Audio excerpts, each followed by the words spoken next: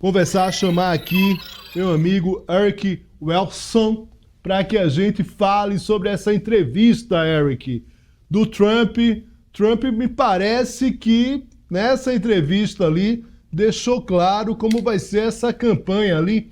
Falou de exército, falou de deportar mais 11 milhões de pessoas. Enfim, e depois eu queria falar contigo sobre algo que você vem alertando desde o início da semana, que é sobre esses protestos, né, pró-Palestina nas universidades nos Estados Unidos e como isso entra na campanha, porque também o Biden acabou dando uma declaração sobre esses protestos, dizendo ele que uma coisa é protestar, outra coisa é provocar o caos. Mas antes vamos para Trump, depois a gente vai para Biden. Mais uma vez, muito obrigado aqui, Eric, pela presença aqui no Poder Expresso. Prazer estar aqui. Muito bem, falando do Trump, me conta um pouco do que aconteceu, essa entrevista do Trump, que foi uma entrevista para um jornal que não é um jornal vamos dizer assim, de extrema direita, é um jornal ali que, vamos dizer assim, é um jornal que, como o jornalismo deve ser feito, na verdade, né? Acaba entrevistando o Trump e nesse jornal ele acaba deixando ali, trabalhando com algumas propostas de campanha. Queria que você falasse um pouco sobre essa entrevista do Trump. Muito bem, Leo. Essa entrevista caiu como uma bomba aqui nos Estados Unidos, porque primeiro o Trump, geralmente, como você falou, ele gosta de falar muito com jornais e televisões mais da direita, da extrema direita. Essa foi a primeira vez em muito tempo que ele fala com um jornalista de centro, ou seja, de uma revista que chama Time Magazine, que é uma revista muito conceituada. Na verdade, eu escrevo para Newsweek, que é o grande concorrente, mas, ou seja, não deixa de ser uma revista muito respeitada, tanto por pessoas na direita quanto por pessoas na esquerda. Mas caiu como uma bomba, e eu creio que se tivesse que dar uma síntese dessa entrevista numa palavra, seria uau. Porque, na verdade, ele falou tanta coisa sobre como ele está enxergando uma eventual segunda jornada na Casa Branca, que, ou seja, não há palavras para descrever exatamente como ele está enxergando que seria esse segundo mandato. Ele falou uma série de coisas que, enfim, deve estar preocupando não somente muitos americanos, mas gente assim no mundo todo. Ou seja, desde como que ele pensa sobre a OTAN, como ele acha que talvez, eventualmente, se houver uma tentativa de Putin de tentar invadir um país como Polônia, outro país que faz parte do OTAN, que não necessariamente os Estados Unidos iria entrar e honrar as obrigações, ou seja, da defesa mútua do OTAN. Ele falou como ele eventualmente vai usar o exército americano para impor certas regras, e existe há mais de 100 anos uma regra aqui que a gente chama de posse comitatus, que é uma lei que proíbe o exército americano de trabalhar em solo americano, só pode trabalhar em solo estrangeiro. Então, isso ele mais ou menos descartou essa lei e disse, não, ou seja, se for no caso de deportar imigrantes ilegais, se for no caso de impor regras sobre estados que não queiram cumprir com certos mandados federais, ou seja, ele vai usar o exército. Ele falou de tanta coisa que é inexplicável. Caímos aqui com o Eric, vamos restabelecer contatos. A gente estava falando aqui com o Eric sobre essa entrevista do Trump nesse veículo, né, no Time Magazine, que é ali o relato do próprio Eric, um veículo de centro. Né? Pronto, voltamos, Eric. Continue, por favor. Deu uma interrupção rápida aqui. Você está de volta. Continua, por favor. Tá bem, mas enfim, em resumo, ou seja, ele falou de tanta coisa que ele está enxergando como um segundo mandato que deixou muita gente de boca aberta, ou seja, realmente, eu como jornalista, como comentarista aqui das notícias, ou seja, nem sei onde começar, porque ele falou de tanta coisa que vai ser diferente, que basicamente ele está descrevendo o fim de 248 anos de democracia nesse país. Eric, e me conta uma coisa, você como analista, o que isso impacta em relação a democratas? É claro que a gente já sabe um pouco qual é a visão deles em relação a Trump. Em relação aos republicanos, a gente também sabe o que a reação ali é independentemente das declarações. Você acha que isso pode ter algum impacto no sentido de dizer, mesmo os republicanos podem chegar a dizer, eu acho que ele está indo longe demais nisso?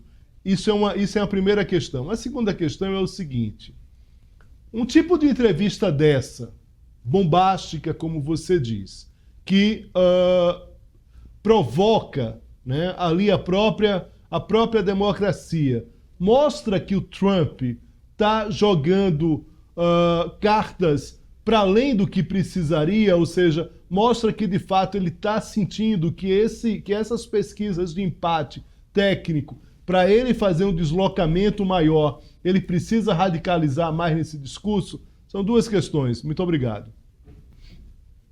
Muito bem. Com relação à primeira pergunta, é óbvio que hoje em dia não existe o Partido Republicano e a campanha do Trump e a órbita do Trump é a mesma coisa. Ele conseguiu, assim, basicamente dominar o Partido Republicano. No primeiro mandato, ele teve que fazer uma aliança tênue com a velha guarda do Partido Republicano. E, portanto, inclusive nessa entrevista, ele culpou muita coisa que ele não conseguiu fazer no primeiro mandato, porque justamente ele teve que fazer as pazes com essa velha guarda do partido e, portanto, trouxe muita gente que, de certa forma, tanto o democrata quanto os republicanos tradicionais, hoje em dia, olham o primeiro mandato do Trump como talvez um ensaio, mas um ensaio que não conseguiu realizar tanta coisa tal como ele queria, porque tinha essas pessoas representando, como eu disse, essa velha guarda. Agora, já no segundo mandato, que se ele ganhar outra vez, ele já vai de início trazer as pessoas que ele quer, pessoas já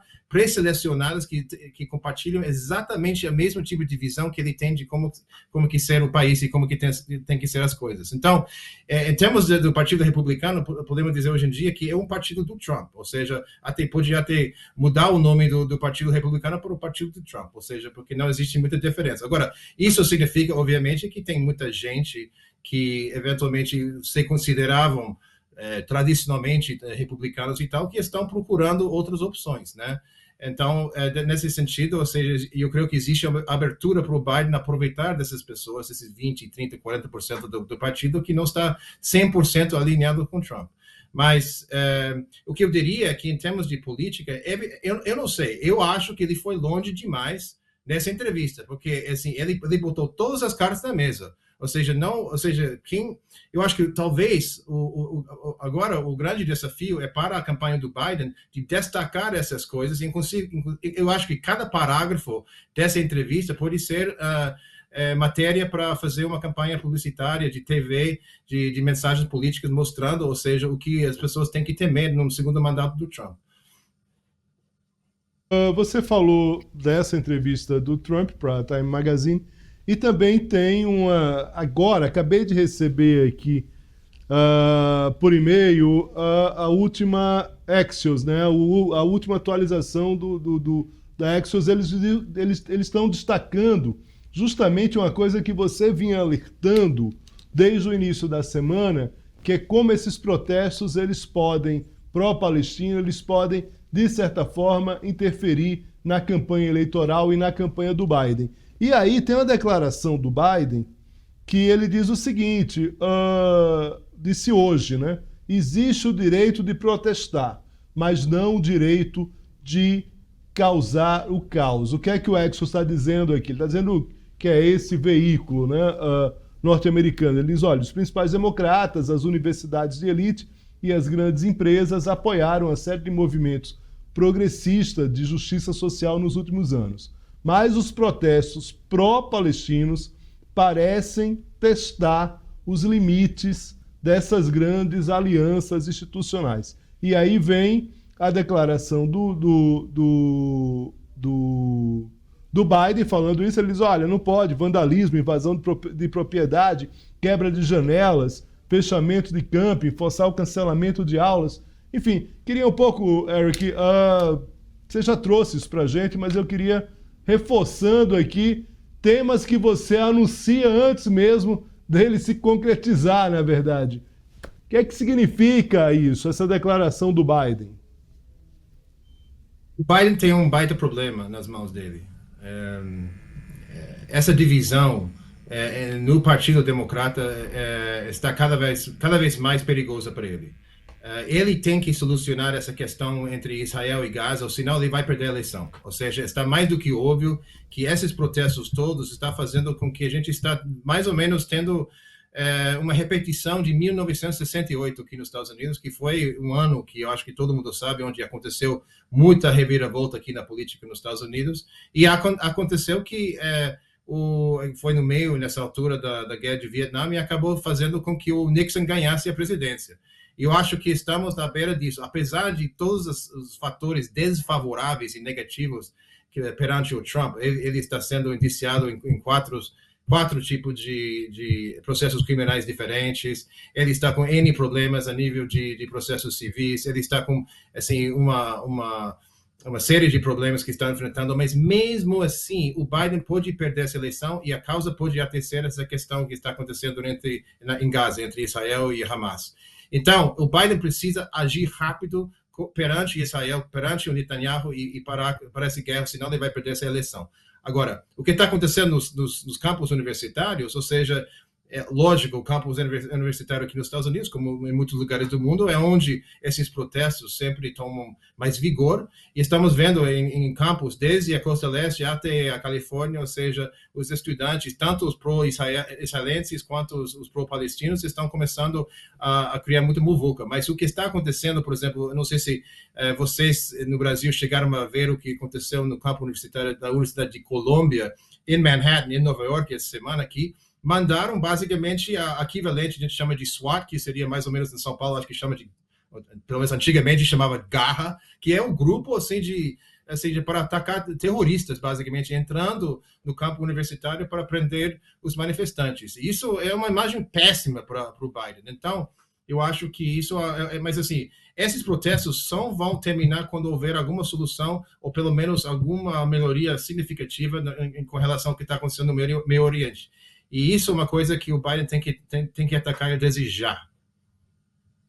Bem, Eric, só um americano, norte-americano, que morou no Brasil, que consegue usar muvuca para se comunicar em português. Sensacional. Muito obrigado, Eric. Eu agradeço muito aqui as análises. Enfim, daqui a pouco essas análises do Eric vão estar aqui no site do SBT News. Enfim, agradeço muito aqui a presença, Eric. Até a próxima, irmão. Valeu, obrigado.